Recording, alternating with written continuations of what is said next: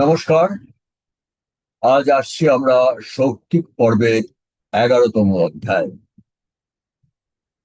সৌপ্তিক পর্বই মহাভারতের কুরুক্ষেত্রের যুদ্ধের বিষয়ে শেষ পর্ব এবং আমার মতে সৌপ্তিক পর্বে অতি ভয়ঙ্কর একটি পর্ব।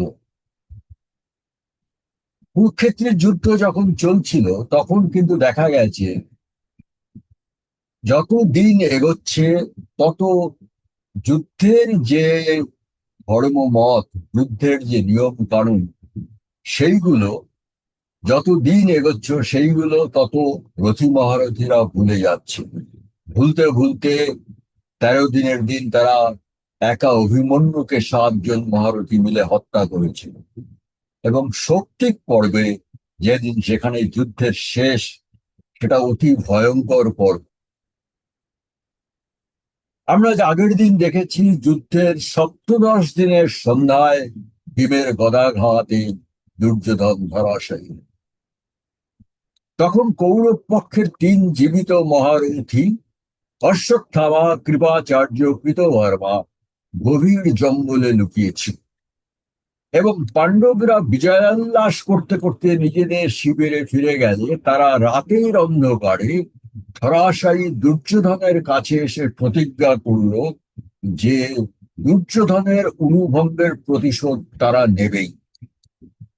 তখন দুর্যোধন মহা উৎসাহে হয়ে মৃতপ্রায় দুর্যোধন পরের দিন অর্থাৎ 18 দিনের যুদ্ধের জন্য অশ্বত্থামাকেই সেনাপতি পদে অভিষিক্ত করলেন। এবারে অশ্বত্থামা দ্রোণাচার্য ব্রাহ্মণের পুত্র হওয়া সত্ত্বেও অশ্বত্থামা ছিল অতি কূট চরিত্র। আপনারা মহাভারতের ভিতরে ঢুকলে দেখবেন, এবং দ্রোণাচার্যও এমনকি অশ্বত্থামাকে বিশ্বাস করতেন না যে অশ্বত্থামা সৎ ব্রাহ্মণ, এটা দ্রোণাচার্য বিশ্বাস করতেন না। তো ঠিক হলো, 18 দিনের যুদ্ধে সেনাপতিত্ব করবে অশ্বত্থামা, যদিও তাদের সৈন্য সামন্ত বলতে আর কিছুই নেই। কিন্তু সেই 17 দিনের রাতেই এক বিরাট বটবৃক্ষের নিচে বিশ্রাম করতে করতে অশ্বত্থামার মনে চরম কুটিল ক্রূরতার উদয় হলো এবং সে নিশ্চিত করল যে সেই রাতেই সে ঘুমন্ত পাণ্ডব শিবিরে আক্রমণ করবে। যুদ্ধের কোনো নিয়মেই, অন্তত তখনকার দিনের যুদ্ধে, ঘুমন্ত সৈন্যকে আক্রমণ করার কোনো প্রশ্নই ওঠে না। আর দ্বিতীয়ত, শিবির আক্রমণ করা যায় না। যুদ্ধক্ষেত্রে যুদ্ধ হতে পারে, কারণ শিবিরে সেনা বা যোদ্ধা ছাড়াও আরো অনেক লোক থাকে যারা যোদ্ধাদের সাহায্য করে। যুদ্ধে তাদের হত্যা করা যায় না। কিন্তু অশ্বত্থামা স্থির করলো সেই রাত্রেই সে পাণ্ডব শিবির আক্রমণ করবে। তখন ওই 3 মহারথী অস্ত্রে শস্ত্রে সুসজ্জিত হয়ে গভীর রাতে পাণ্ডব শিবিরে পৌঁছল। আর অশ্বত্থামা সেই রাতে শিবিরের মধ্যে প্রবেশ করে দ্রৌপদীর 5 পুত্র সহ সমস্ত ঘুমন্ত পাণ্ডব সেনাপতিদের হত্যা করল। সেনাপতি, সৈন্য, যোদ্ধা সবাইকে হত্যা করল। আর কৃপাচার্য, কৃতবর্মা শিবিরের প্রবেশদ্বারে অপেক্ষা করে যারা প্রাণ নিয়ে পালাবার চেষ্টা করেছিল তাদেরও নির্মম ভাবে হত্যা করে। এইভাবে পাণ্ডব পক্ষে যে যত সৈন্য তখনও জীবিত ছিল তারা সবাই সেই রাতেই তাদের প্রাণ গেল। পাণ্ডব পক্ষে আর কোনো সৈন্য জীবিত রইল না। আগের দিন তো কৌরব পক্ষের সব মরে গেছে, আর সেই দিন রাতে পাণ্ডব পক্ষেরও সবাই হত্যা হয়ে গেল। ওদিকে পঞ্চ পাণ্ডব, শ্রীকৃষ্ণ এবং সাত্ত্বিক, অবশ্যই এরা কোনো গোপন শিবিরে ছিলেন বলে তারা রাতের ঘটনা কিছুই টের পেলেন না। আর ওই যে 3 কৌরব মহারথী অশ্বত্থামা, কৃতবর্মা, কৃপাচার্য, সেই রাতেই ওই 3 জন আবার মৃতপ্রায় দুর্যোধনের কাছে গিয়ে তাদের নির্মম হত্যা লীলার সংবাদ দিলে দুর্যোধন তখন অতি প্রীত হয়ে সেইখানেই শেষ নিঃশ্বাস ত্যাগ করবে।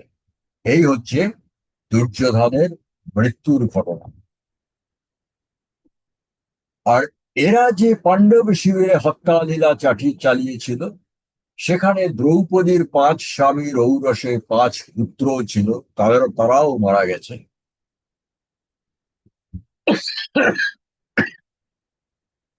18 দিনের দিন সকালে পঞ্চপাণ্ডব যখন এই নির্মম হত্যা লীলার সংবাদ পেলেন, সেই সময় দ্রৌপদী ছিলেন উপপ্লব্য নগরে। আপনাদের হয়তো মনে আছে, উপপ্লব্য নগর হচ্ছে অজ্ঞাতবাস শেষ হওয়ার পরে পাণ্ডবরা যে নগরে শিবির গেড়েছিলেন, মৎস্য রাজার দেশে, মৎস্য দেশে, বিরাট নগরের কিছু দূরে উপপ্লব্য নগর, সেখানে ছিল পাণ্ডবদের শিবির। দ্রৌপদী সেই সময় ওখানেই ছিলেন। নকুল গিয়ে দ্রৌপদীকে নিয়ে এলেন। আর বোঝাই যাচ্ছে দ্রৌপদীর 5 পুত্রের মৃতদেহ দেখে তার কি অবস্থা।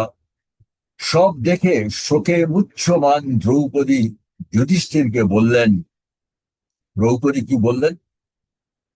তস্য পাপকৃত দ্রোণের চিতাদ্বতয়ারণে ইহতে সানুবন্ধস্য যুধি বিক্রমোজ্জীবিতম ইহৈব প্রায়মাশিষ্যে তন্নিবোধত পাণ্ডবা নচেৎ ফলমাপ্নোতি দ্রৌণী পাপস্য কর্মণ। দ্রৌপদী তার 5 স্বামীর দিকে চেয়ে বললেন, হে পঞ্চ পাণ্ডব, শুনে রাখো,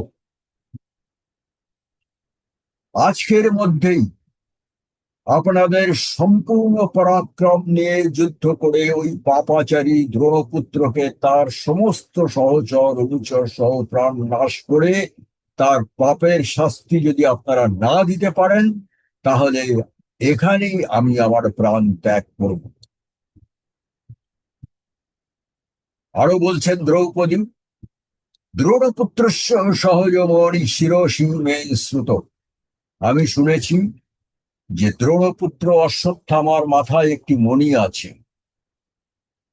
নিহত সংখ্যে তং পাপং পশ্যেয়ং মণিমাম হৃত। এই অশ্বত্থামাকে হত্যা করে ওর সেই মাথার মণি আমার সামনে এনে দেখান, তবে আমি বুঝবো যে অশ্বত্থামা নিহত হয়েছে, এবং তবেই আমি শান্ত হব।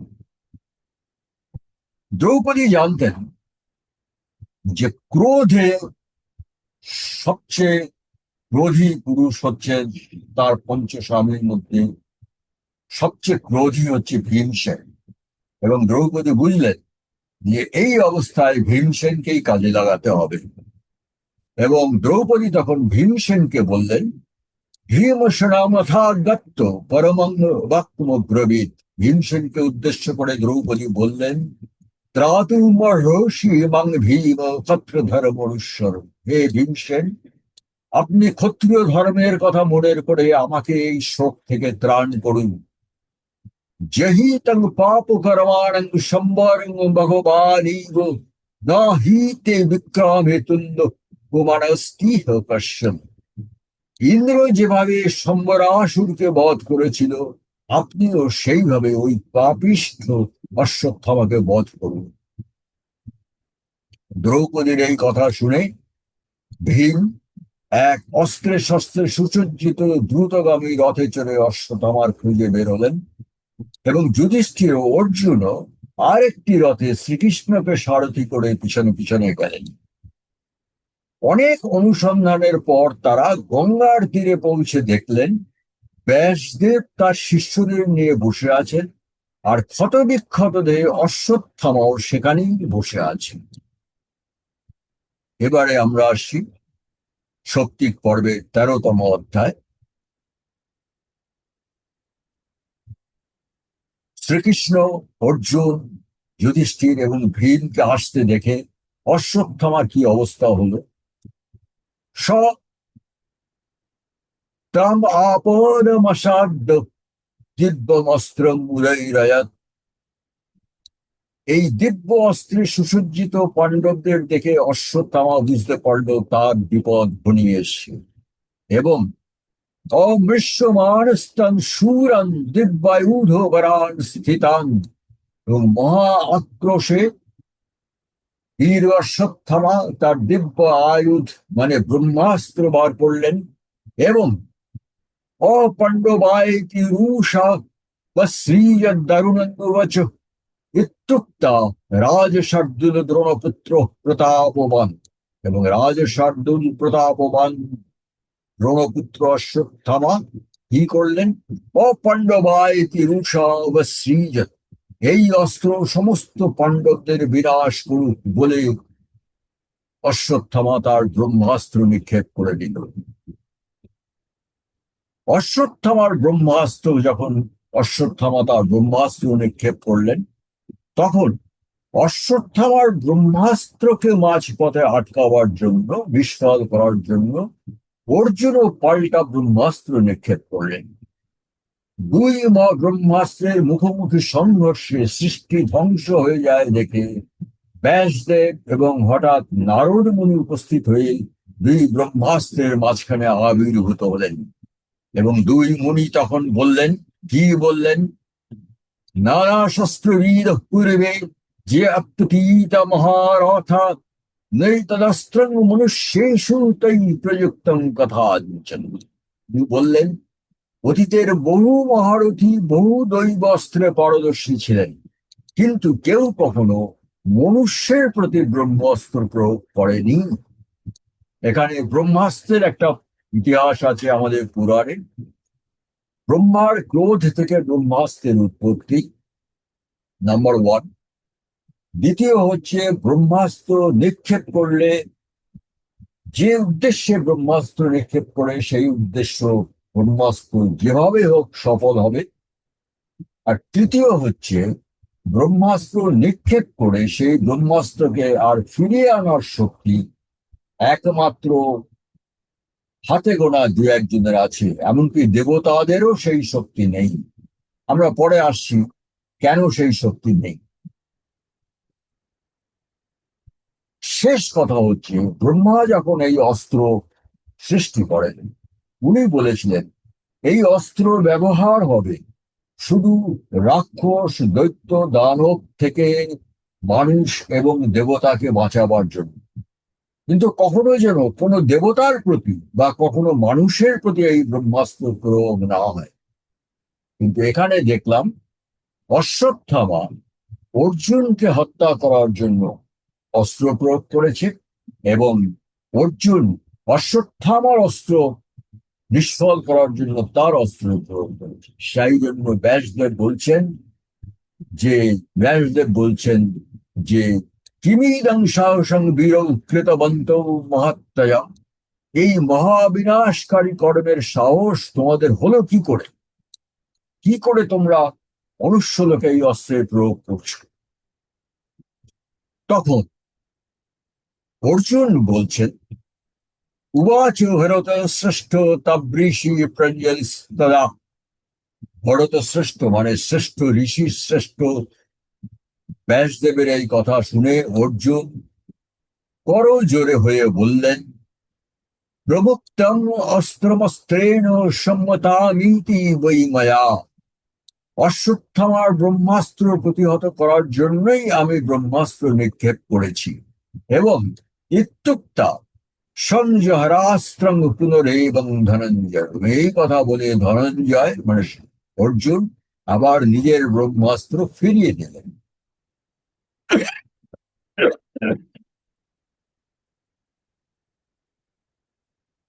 ওদিকে সংহারু দুষ্করস্তস্য দেবৈরপি সংযুক্ত, এই অস্ত্র ফিরিয়ে আনা কিন্তু দেবতাদের পক্ষেও দুষ্কর। কিন্তু অর্জুন ফিরিয়ে আনলেন কিভাবে? সত্যব্রত ধর শূর ব্রহ্মচারী চ পাণ্ডব গুরুবর্তী চ তেনাস্ত্রং সংজহার্জুন পুনঃ। কিন্তু অর্জুন ছিলেন সত্যব্রতধারী, ব্রহ্মচারী, গুরু ভক্ত, তাই তার ব্রহ্মাস্ত্র আবার অর্জুনের কাছেই ফিরে এল। আর অশ্বত্থামার ব্রহ্মাস্ত্র কি হলো?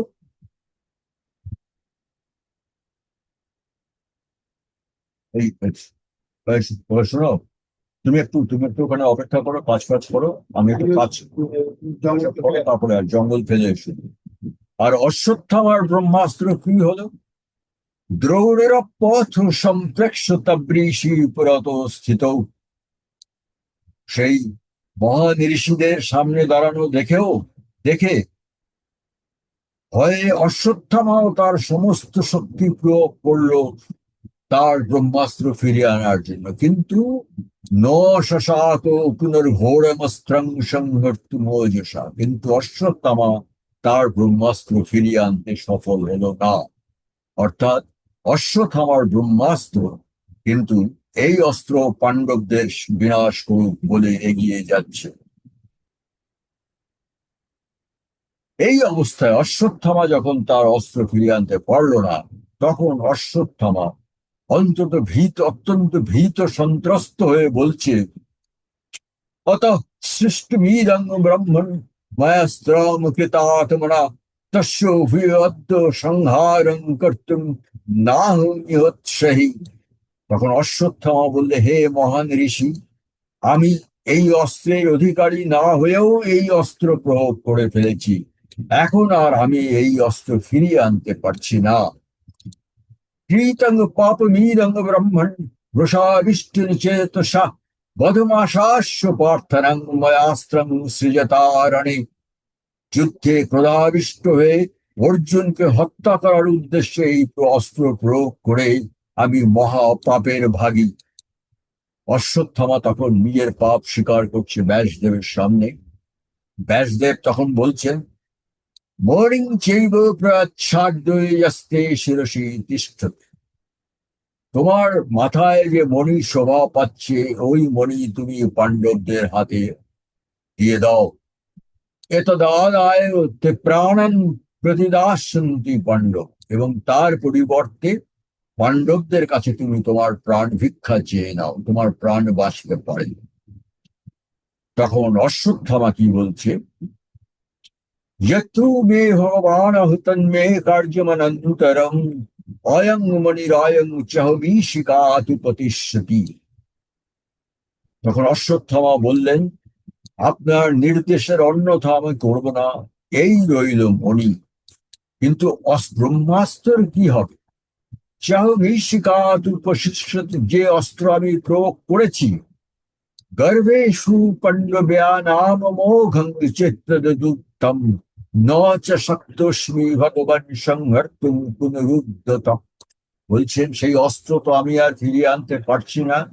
সুতরাং হে মহামুনি ব্যাসদেব, আমি বলেছিলাম এই অস্ত্র যেন পাণ্ডবদের বিনাশ করে, তার বদলে আমি এই অস্ত্রকে বলছি, অস্ত্র যেন কোন পাণ্ডব নারীর গর্ভে গিয়ে আঘাত করুক। এই কথা বলে অশ্বত্থামা নিজের প্রাণ ভিক্ষা চেয়ে নিলেন। অর্থাৎ অশ্বত্থামার ব্রহ্মাস্ত্র কিন্তু তখনও কার্যকরী, এবং কোন পাণ্ডব নারীর গর্ভে আঘাত করার জন্য ব্রহ্মাস্ত্র দিয়ে চলেছে। এর পরের দিন আমরা দেখব সেই ব্রহ্মাস্ত্রের পরিণতি কি হলো, কোথায় গিয়ে সেই ব্রহ্মাস্ত্র কিভাবে আঘাত করলো, এবং অশ্বত্থামারই বা শেষ পরিণতি কি হলো।